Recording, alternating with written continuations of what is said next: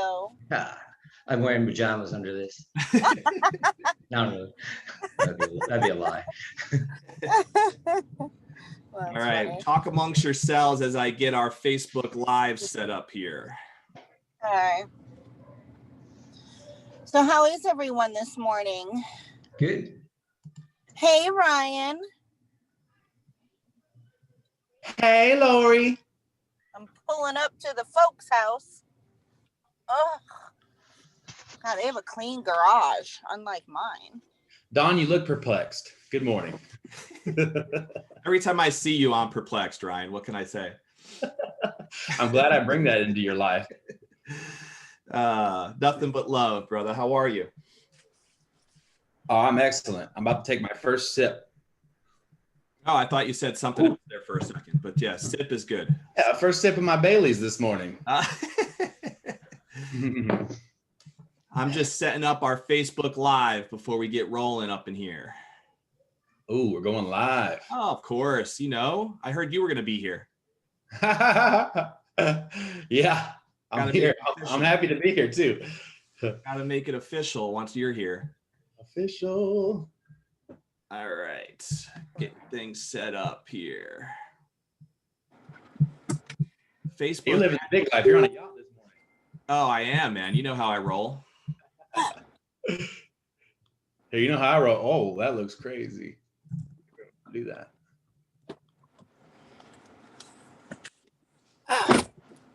Sorry. Good morning, Kevin. Morning. Margot, Diana.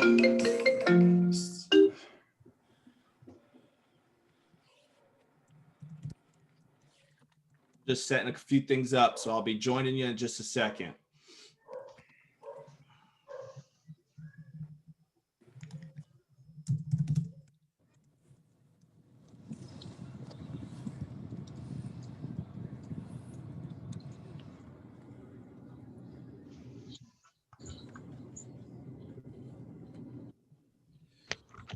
All right, let's see.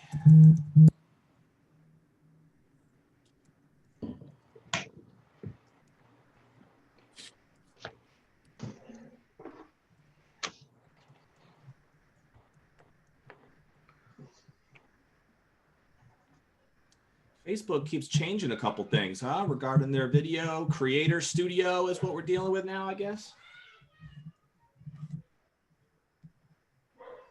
Interesting.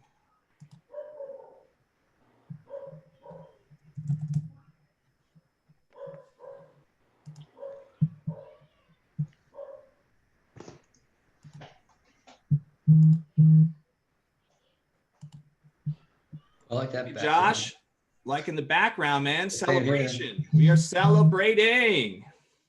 Thank you. Just a little distraction for you guys. Hi, Becky.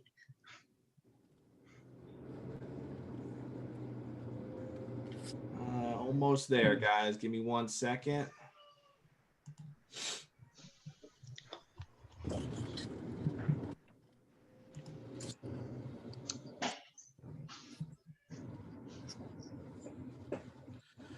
All right, we should be getting all live now.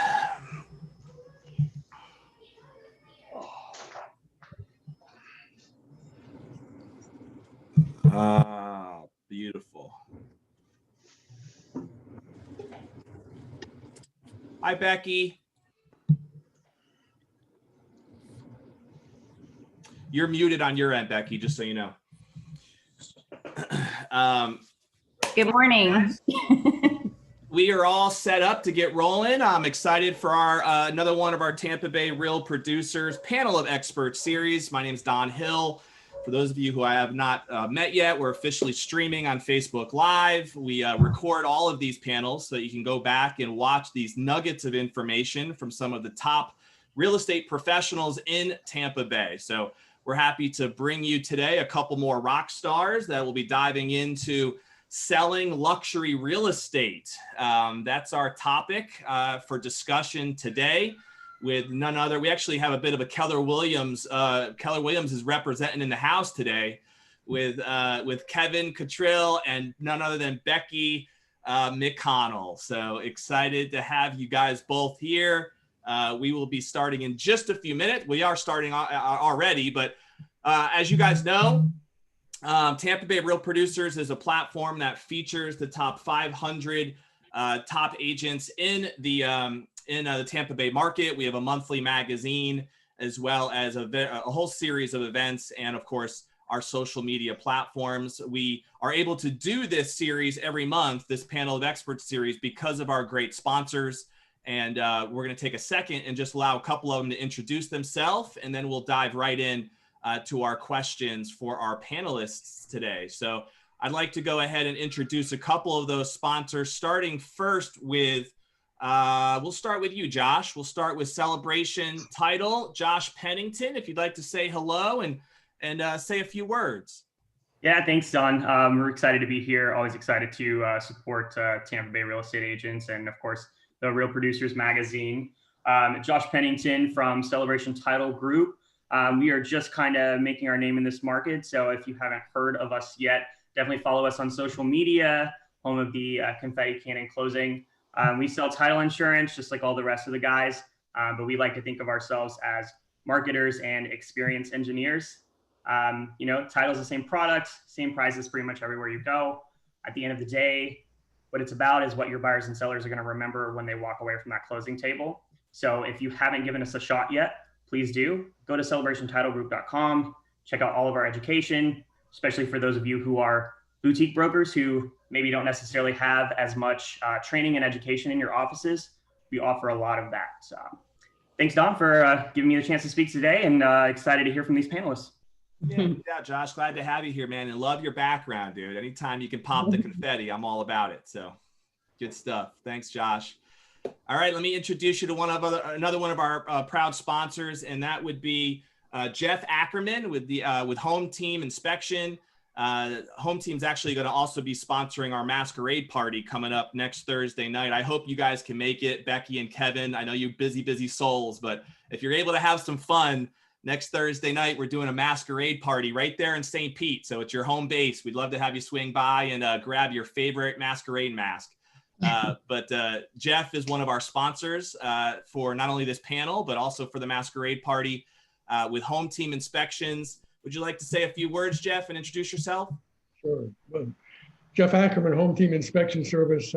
Usually you see Margot, who's much better looking and better dressed than I am, but she's busy this morning. So Home Team was actually founded with the realtors in mind because we developed a team concept, which was to allow us to do inspections in less time than a single inspector and give you more time to build your business. And we do luxury homes. We recently had a 5,500 square foot home that we did in 2 hours because we sent out two home inspectors, two support inspectors, an an insurance inspector and a WDO inspector, and we did it in 2 hours.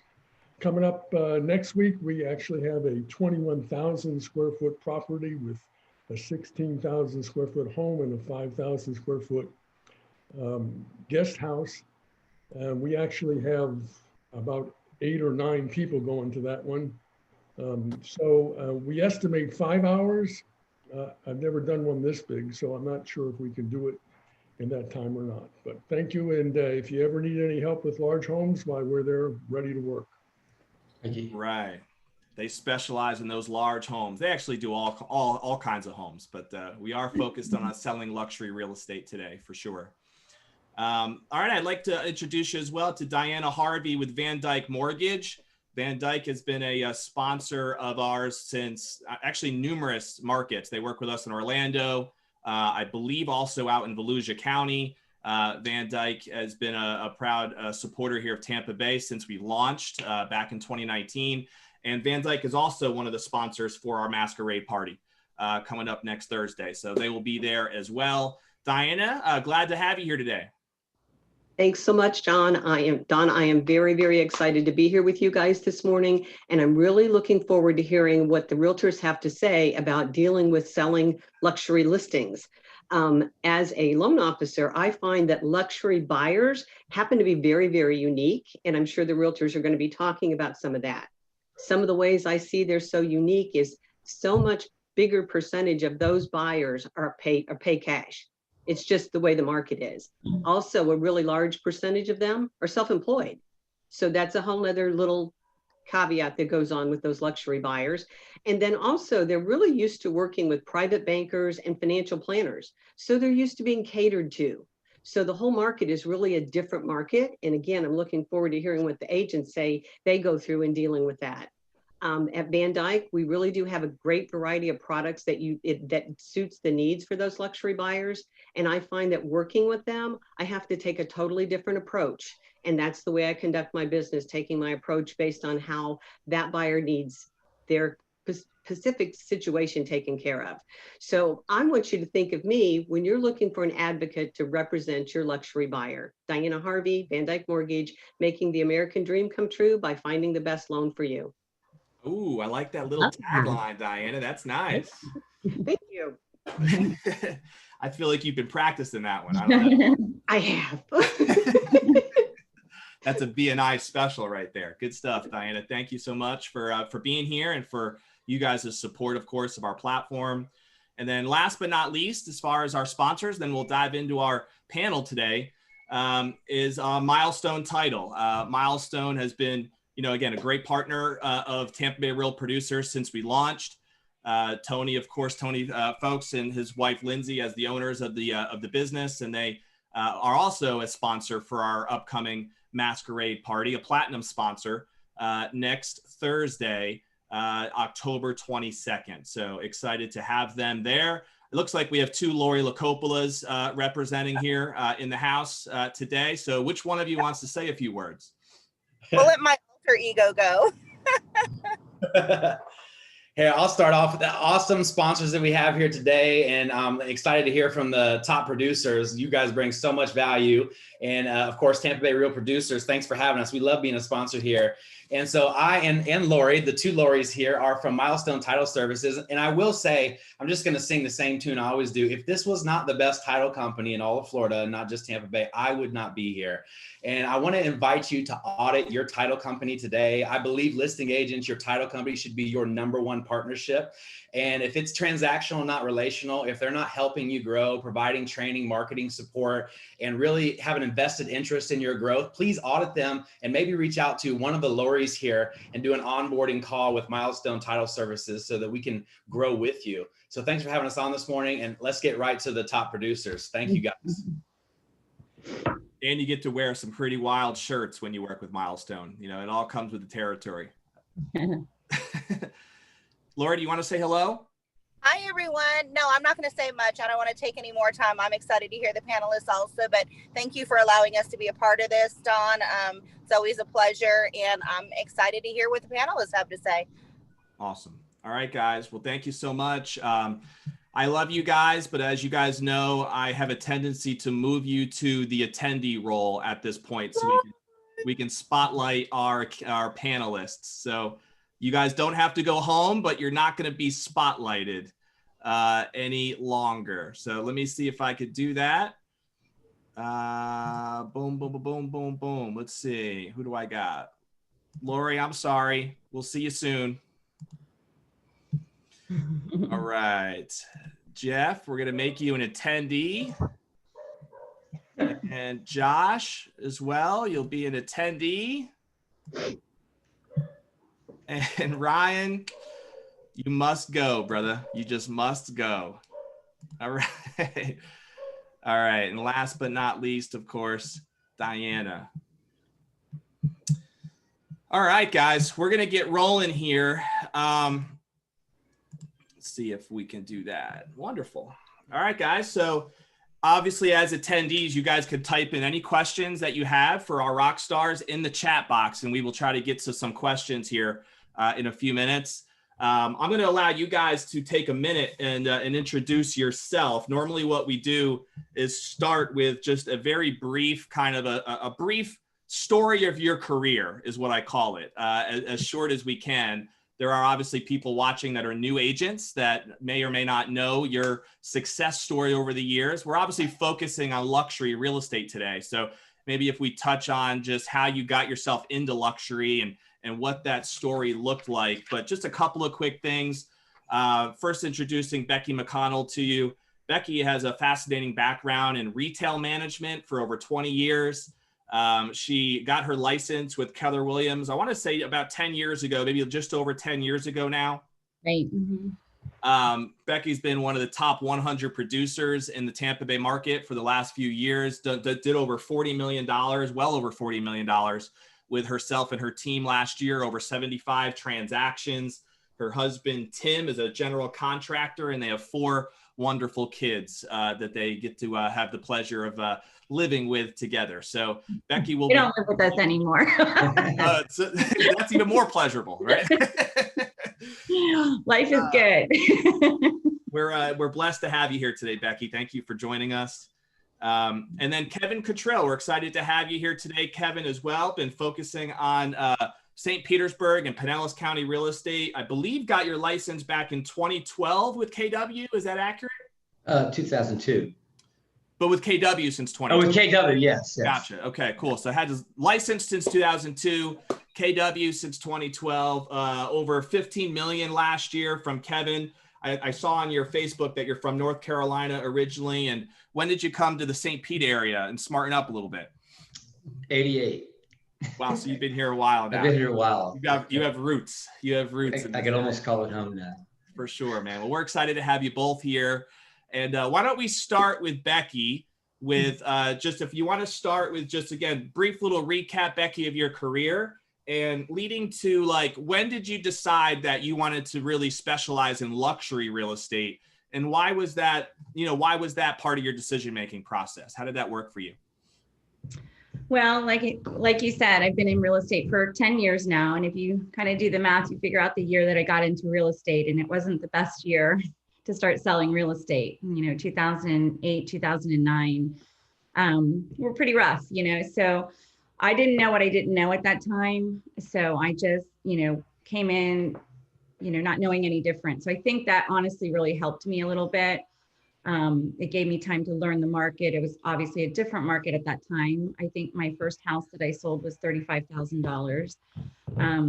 I think my second one was a short sale that took 2 years. So, you learn a lot along the way. But, I am born and raised here in St. Pete. I think that really helped me get started in the business. I've lived here my whole life. But anyways, just, working hard and getting through, every situation. And I think I just realized, as the market started getting better, obviously, as the market started getting stronger, you get more hungry for more business, obviously, and you want to do a higher price point. And so just, I think you get one luxury listing and you just, feed off of that. And I think honestly, I'm also the chair of the luxury division in our office at Keller Williams St. Pete, which Kevin's a member of as well. So I think, it just goes back to what you focus on expands. I joined Keller Williams Luxury International, which gives us a completely different marketing platform. And then again, I think it's just, being around like-minded agents, being around like-minded people, you just start focusing on your business differently. Very cool. And so can you think of a time where you specifically wanted to focus on luxury, or did it just kind of happen naturally? I honestly think it just happened naturally. Mm-hmm. I mean, I think, obviously I was focused on a higher price point, and maybe that's what led me in that direction. Got it. Makes sense. Yeah, absolutely. Mm-hmm. Kevin, let's go to you, man. Is your story similar, or how would you explain your journey from getting things rolling to kind of evolving into focusing on luxury? Well, I've kind of had to do it twice now with the recession in between. When I started in real estate, I worked for a smaller firm, Hofacker in town. And the way I got my business was taking everybody's the old time floor time and taking people's open houses. And the first waterfront open house I held open, I picked up a nice buyer from there and decided that was the way to go from there on.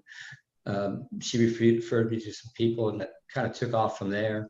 And then, when the recession hit, I had to go another way for a while. When I came back in with Keller Williams, I mostly got into mostly bank-owned properties, working with investors. So I was able to keep those investors, and some of them are my best luxury customers now, and are builders. So I find them properties to build on and list their homes afterwards. Makes sense. So it took a while to get back into it, but I love it. And do you specialize in any particular area? Mostly new construction right now in St. Petersburg area. Would that be Pinellas County area? Pinellas County, yes, sir. It's Pinellas County, right? Gotcha. Okay. Yes. And I know, Becky, you do a lot in yours in St. Pete, and I know Snell Isle is a territory that you really focus a lot in, and that sort of heart is really kind of your farming area, you would say, right? Yeah, the northeast area of St. Pete. I do a lot of business in Snell and Northeast Shores, Chris Park area. Gotcha. Cool.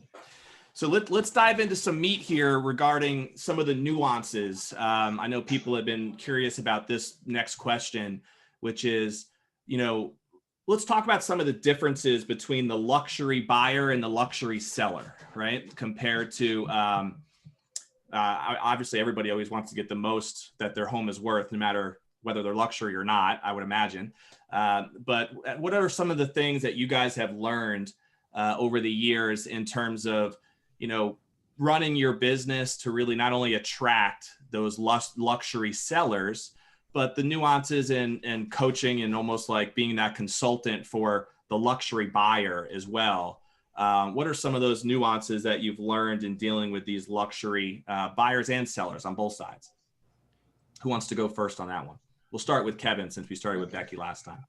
I think I find different with the luxury buyer than somebody else, a normal person just looking for a second or third home, and progression is that they know what they want before they come to you, and pretty dyed in the wool know what they want.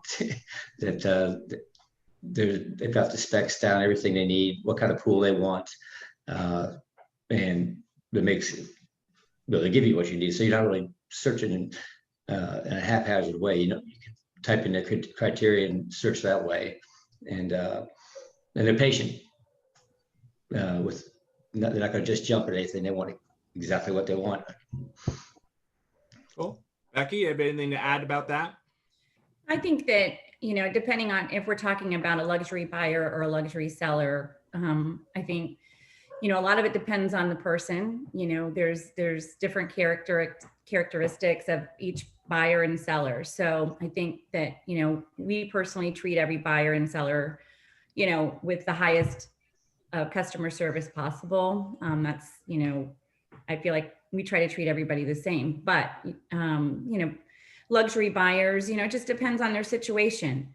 A lot of times they're just looking for a weekend place. They're just looking for a part-time home. So they are, have a different perspective on their search and on their priority and, how motivated they are. So that's a completely different buyer. Buyers that are relocating here to St. Pete, they need something right away. And just like Kevin said, they typically know exactly what they want. They've already searched it on the internet. And so, a little bit different. It just depends on the situation. Honestly, I feel like the buyers that we've worked with in the luxury market, I know the mortgage people probably don't want to hear this, but it's usually a smoother transaction because it's not the first time they've bought a house. They kind of know the process. They have a lot of options as far as how they can pay for the property. So they can either pay for cash. Obviously we're encouraging people to take out a mortgage now because money's so cheap. And they're using their retirement, they're borrowing money against their money. There's just a lot more options with a luxury buyer. So in my personal experience, I feel like sometimes it's a lot smoother transaction. Yeah, that's cool. It's interesting because I think some agents have, which might be a false impression, that it's actually more complicated or more you know, maybe they're just intimidated by the idea of working in luxury real estate and working with people that have, like you said, Becky, done this before and have been very successful in other ventures potentially. And so there's almost an intimidation factor, I think, in some people's heads. Yeah, I can understand that too. I probably, you know, I can remember, you know, being on my first luxury listing appointment, and it's, you know, intimidating. It's nerve wracking.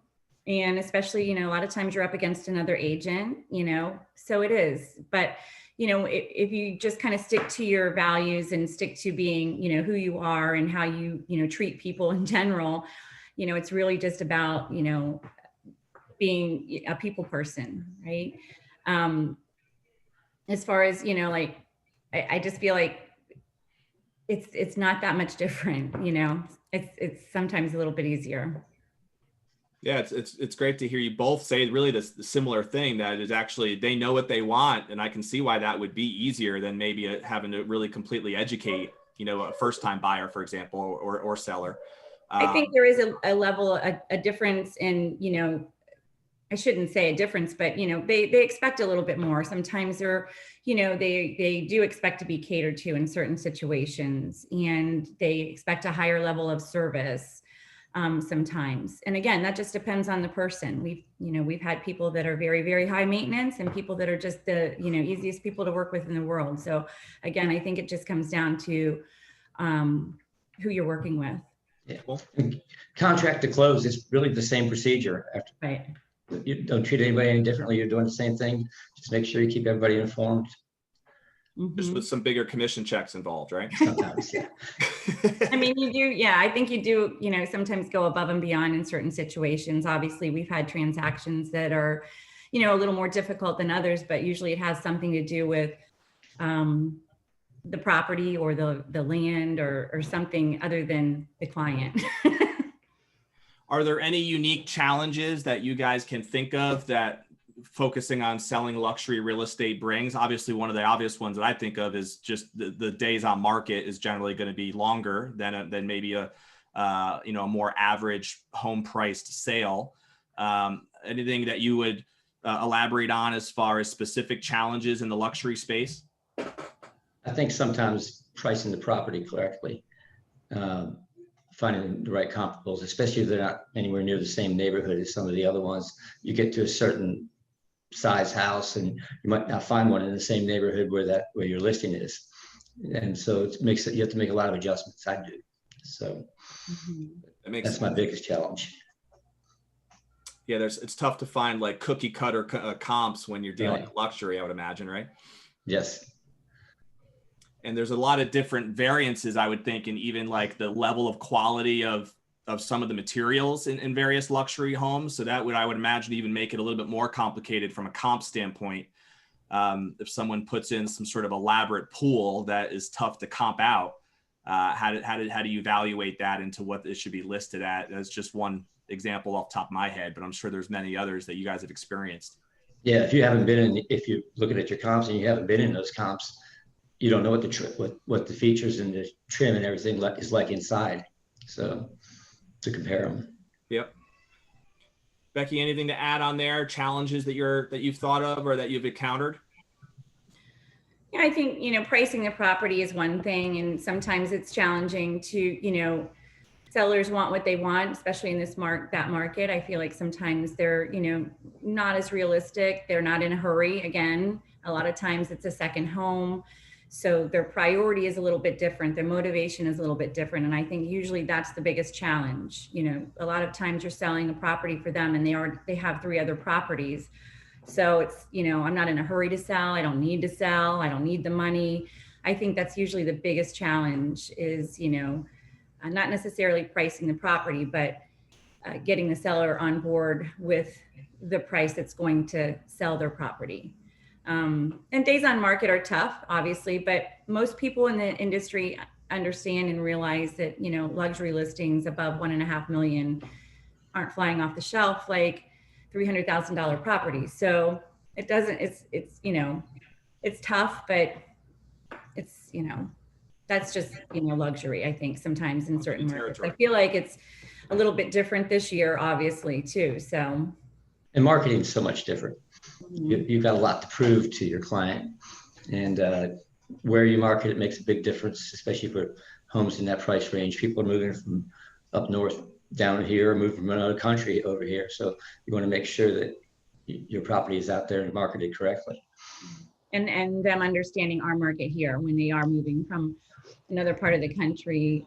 You know, St. Pete, especially in this area, we have a completely different market than a lot of other areas. So sometimes it's a little bit challenging, you know, to get buyers and sellers to understand that.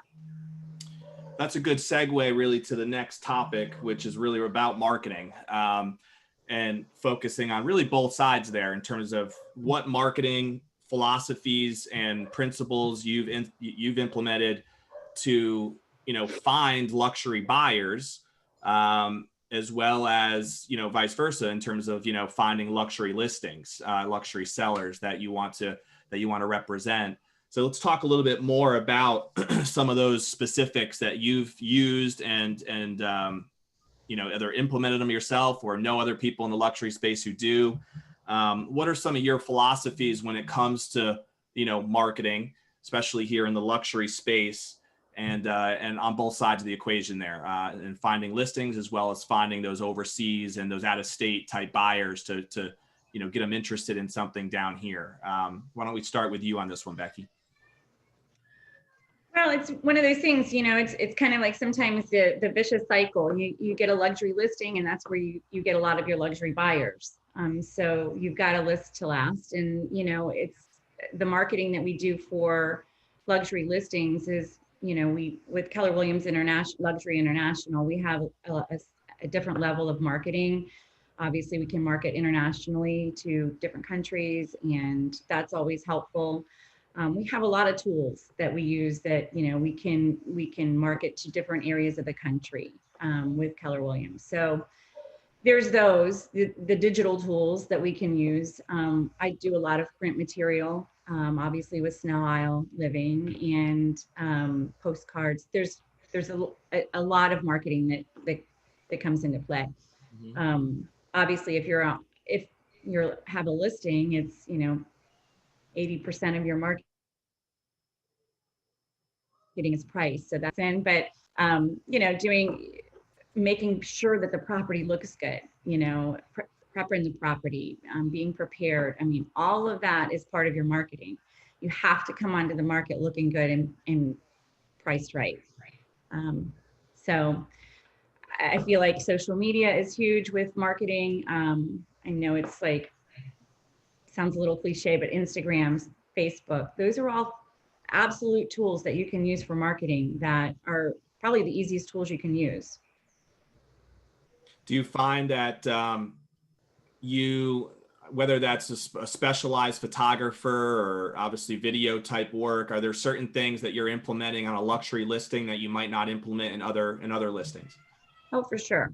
You know, depending, like I said, if it's a waterfront property or you know, I almost always use special, you know, twilight photography, drone photography, videos. Videos are, you know, very popular right now. So I think it's important to do videos of your properties, especially, you know, this year during COVID, having videos and being able, you know, to show the property that way is really important. But yeah, definitely, you do a little extra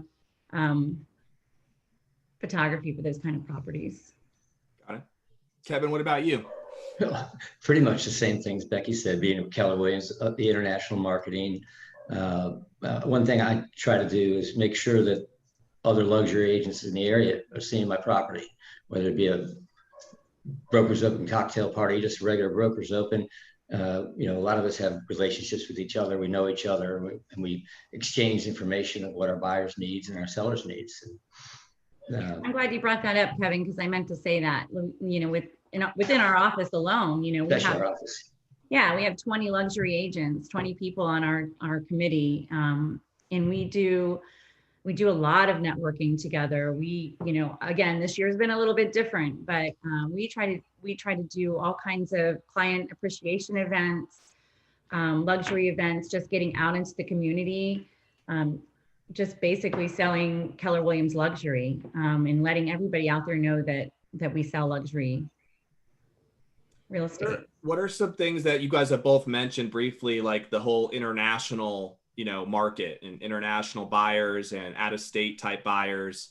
How have you built that pipeline and that funnel? How has that worked for you? Kevin? Well, I know that one of our publications we use is Wall Street Journal luxury magazine and website, but I think anything over $1 million goes into the mansion website, and that's worldwide. And I've got a listing on Snell Isle waterfront, new construction. There's a couple from Denmark that saw it online, and they're looking at it now. So not this moment, but so, I go back to networking with other agents in those countries, in those areas, in those states. There's you've got a network outside of obviously St. Petersburg. So I think that's the biggest source of networking or sharing your listings, is just through the years you've connected with other agents for whatever reason, referral wise. So we have, again, a lot of tools that we can connect with other agents, referrals. That's the biggest way for me. Yeah, I think it's very important to keep those relationships. Most I've been around long enough. I know, seen a lot come and go, but a lot of them are still here, and you become friends with them throughout the years, so you can share information and listings. Are there any particular like Facebook groups that you're a part of that have helped you maintain or make those connections? And as far as other luxury agents in other markets outside of St. Petersburg, so you have some of those different connections to reach out to, or I think, was it you, Kevin, that mentioned, is that a website, Mansion, that you mentioned? Well, it's Mansion Global. It's part of the Wall Street Journal's package that we get. Okay. And it is a website, yes. And that's the site you were saying that couple from Denmark saw your listing? Yeah, I believe so, yeah. Interesting, okay.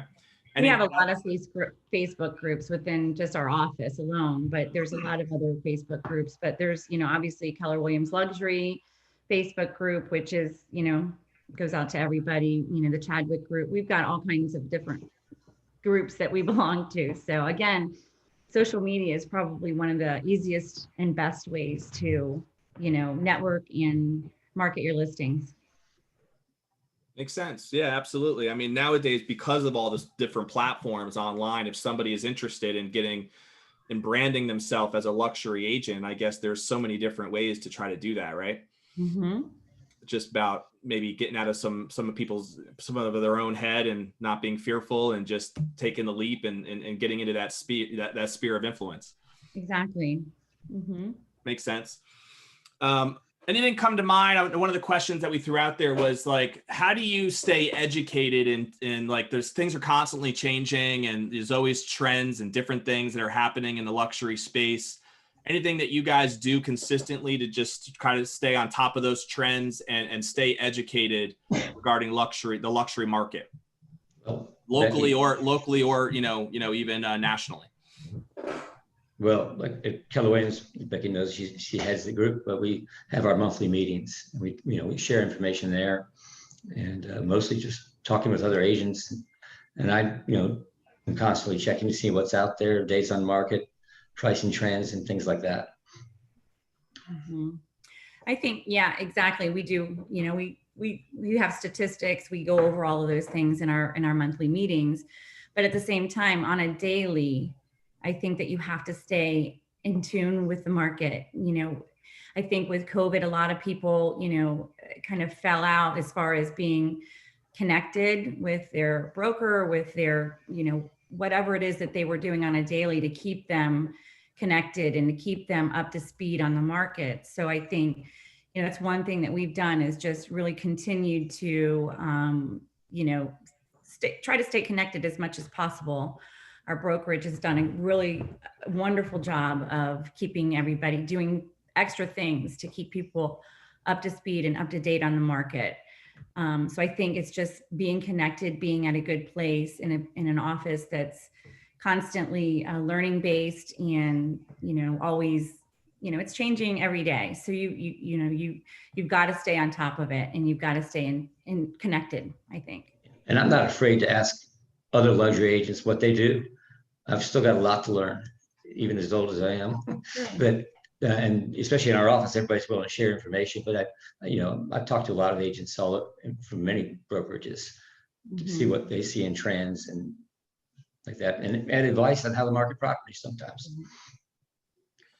How realistic is it, would you guys say, in the luxury space for someone to specialize in more than one market, where they really can kind of reach, whether that's internationally, even multiple states, and just really focusing on luxury in multiple markets? Is that something you think is realistic for an agent to try to do? Is it extremely challenging and probably unrealistic? What are your opinions on that? I'm just an individual agent. I don't have a team, so I can't see myself doing that now. And there's plenty to do right around here for me. Sure. I don't really even venture across the bay into Tampa much, unless somebody requests it. So when you say other markets, are you talking about like Northeast St. Pete versus the beach side, or are you talking about a different state, a different county? Like, what do you mean by that? I think both, from a standpoint of definitely you can have the opportunity for multiple markets within Tampa Bay, let's say. Right. But I also say we've talked a little bit about international buyers and out-of-state buyers, and getting connected on these Facebook groups that are focused on luxury agents in various markets. So there seems like there's enough technology nowadays that you could potentially, have business generating a business flow in multiple states and multiple markets, specializing in the luxury niche. Oh, for sure. There's, for just talking about my team in general, I've built my team. I have 7 people on my team now. So it makes things a lot easier to, have a little bit of the Tampa market, to have a little bit of the beach market, because you can only do so much yourself. And then, there's expansion. So within Keller, I don't know about any other brokerages, so I hate to keep talking about within Keller Williams, but that's all I know. But they, they're very big on focused on expansion. So, can have a team here in St. Pete, and I can have a team in, California if I wanted to. So it's, There's many options. It's just, how much do you want to work? Right. Right? Yeah. So, I mean, of course it's an option. It's doable. Anything's doable. The sky's the limit. It's just a matter of how much you want to work and how much you want to manage people and all of those things. Right. As you take a deep breath, like just thinking about it stresses you out. Sounded good 5 years ago. I don't know. That's funny. But hey, thankfully you're doing plenty of business just in St. Pete. You don't need it, Becky. You can just focus on what you're doing, right? That's funny. One of the things that I know always comes up is people are always curious as to favorite apps and hacks and certain tips that you use that in this case would be luxury specific. Does anything come to mind that you definitely have found to be a useful useful tool, whether that's in your listing process or even just in attracting, out-of-state buyers? What are some of your favorite, hacks and apps that come to mind? Wow. I really don't use any apps for, maybe it's just my generation, but I do a lot of things. We're both smiling because I think apps are like looking at my phone. No, websites and it's like I think there's this thing called the Google that that's pretty much the extent for me. But I call my daughter when I need something. That's your favorite. Well, right? Kevin, my daughter to help me out.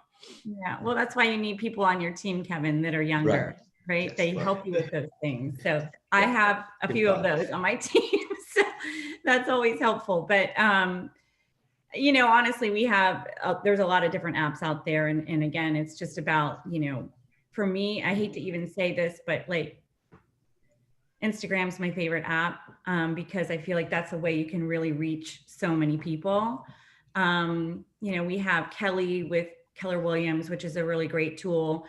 I don't even use the MLS app. Honestly, I just go to the MLS. So it's It's just easier. I just like easy. So I really can't think of any other really specific apps that I use. Not for marketing anyway. Yeah, I've just recently, in the last couple of years, started using Instagram and Facebook and Twitter for advertising, but nothing more specific than that.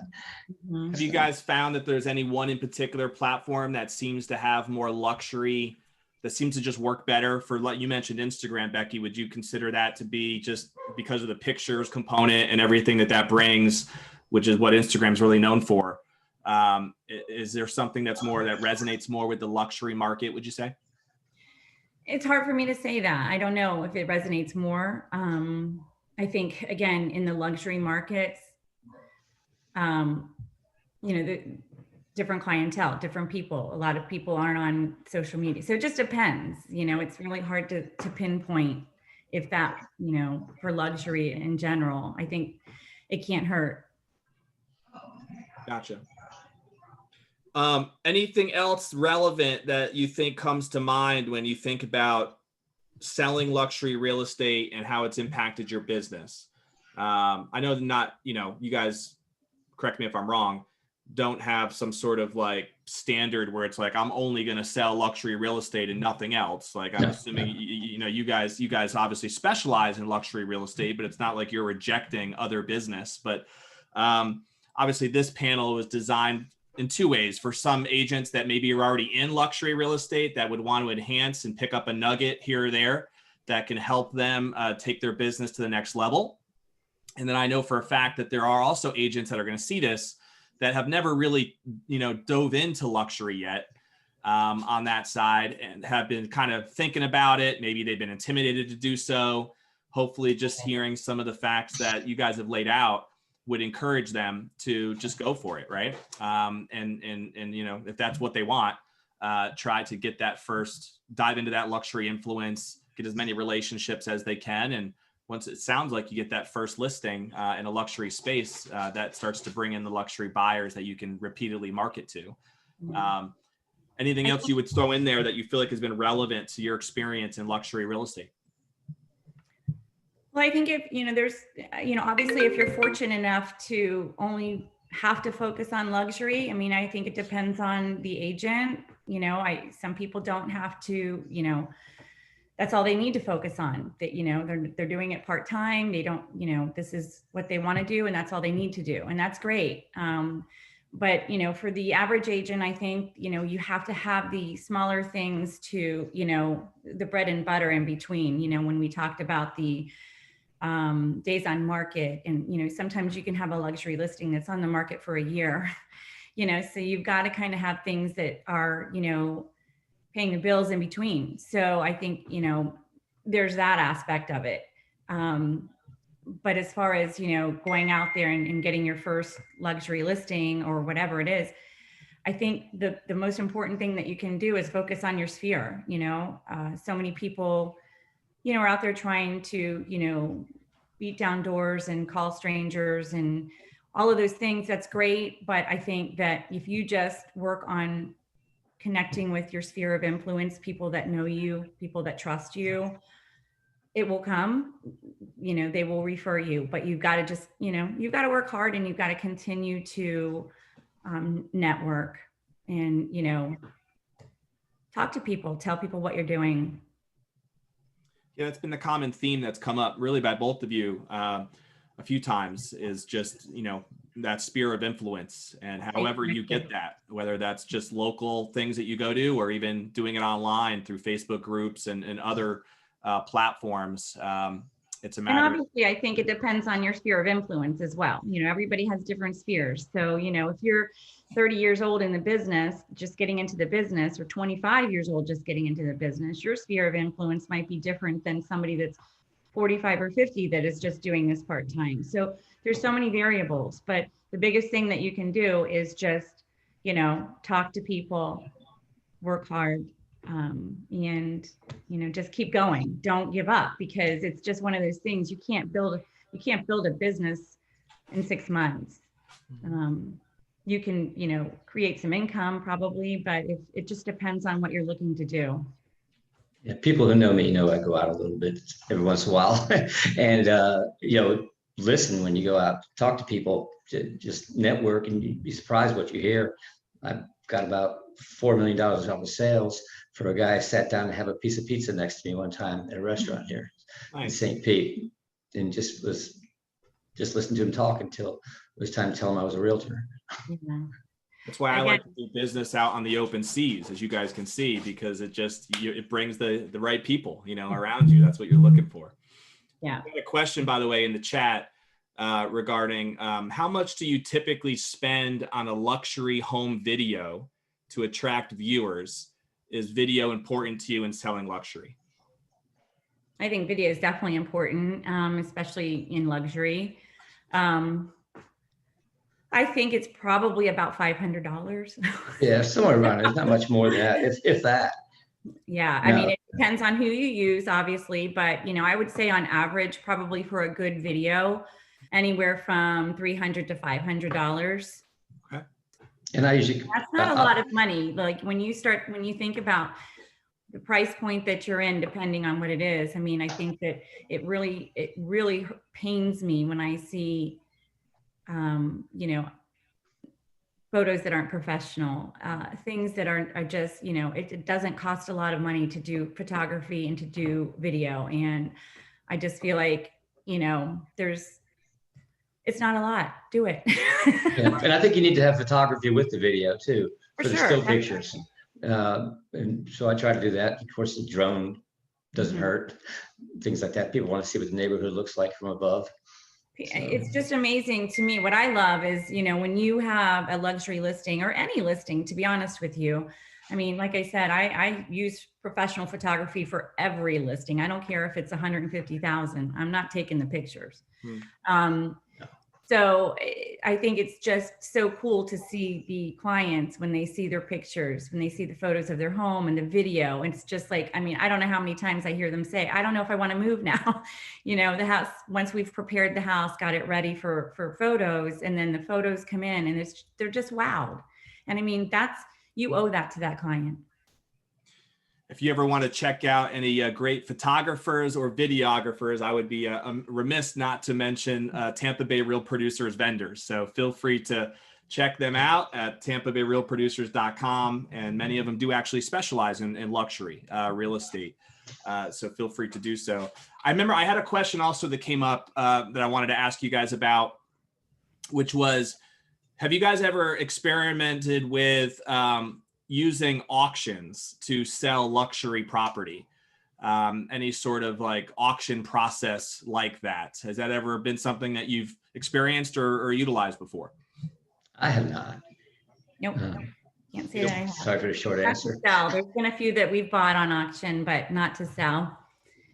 Got it. Cool. All right. I was just curious. I know somebody asked me that when they saw this topic pop up on our Facebook. So I was just hoping it does. Honestly, I think it's a great idea. I think especially, right now with the market the way it is, I think that, we kind of have an auction effect on a lot of our listings, because we're getting multiple offers or going above ask, that's kind of where the market is in certain price points right now. So I think it's a great idea. Do you find that open houses play a pretty important role in your listings for luxury, especially? I think in the luxury market, no. I think it just, again, depends. A lot of times the luxury clients don't want to have an open house. If you can, I think it's great. I shouldn't say that, that doesn't help. I mean, any exposure to the house is great exposure. I think it's just, a different clientele. They don't always want you to have that. Right. And most of them have their own agents anyway, and they know the house is out there. If they think if it fits their client's needs, they're going to bring them by. Mm-hmm.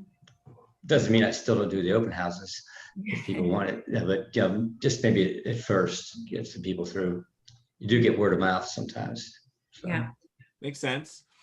Mary threw a question in there about Lucy Parker from Dubai. Is that one of your favorite international KW colleagues? Apparently, she's a stellar poster on Facebook. I don't know if you guys know. I'll have to look her up. No, I'm looking too. I saw that question pop up, and I was trying to think, but no, I do not know her. Gotcha. All right. So it sounds like she's one of look her up. you colleagues. We could wrap up then, just to get you guys out earlier than expected, which is great. I guess Rachel's one of her friends, according to Mary. I wanted to let us Rachel's brag friend for a is second. What's the highest price point home that you've had the pleasure of selling? People have asked me that question too. Oh, 3.5 million. That's the best I've done. Awesome. Becky, I think 3.3. was that on Snell Isle? It was Park Shore listing. Yeah. Got it. Awesome. Mhm. Neither one of you had your hat in the ring for Derek Jeter's mansion, huh? In Davis Island. No, missed out on that one. Well, Need to send postcards to that neighborhood. I think it's still on the market, right? Or did it sell already? I don't know. I don't think so. I haven't heard. I don't think Buyers so. are out there. You guys, you can bring those out-of-state buyers in. Let's implement what we just talked about, right? Yeah, Right. hook up with the girl from Dubai. Right. Yeah. That's right. They got money there. Very smart food. Absolutely.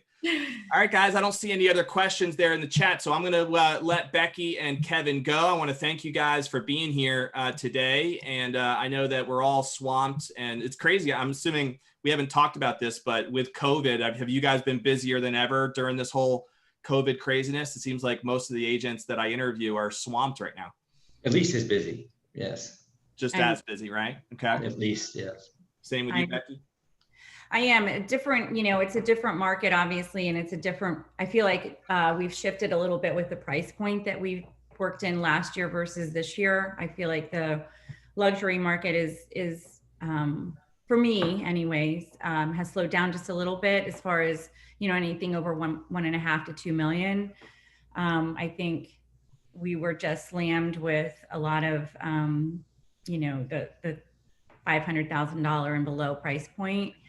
But totally unexpected. I think a lot of people, when COVID hit in March, everybody just, it was gloom and doom. This is it. Everything's over.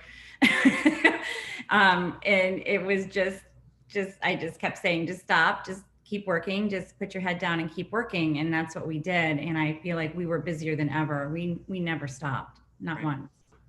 Well, the election is almost here, so it'll get back to normal soon.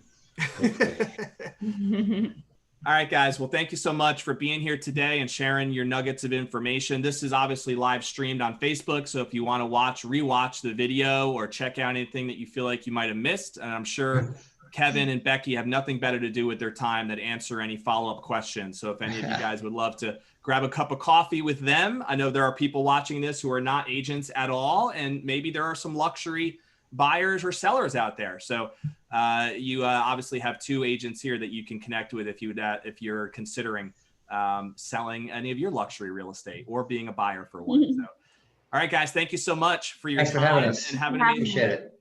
Bye.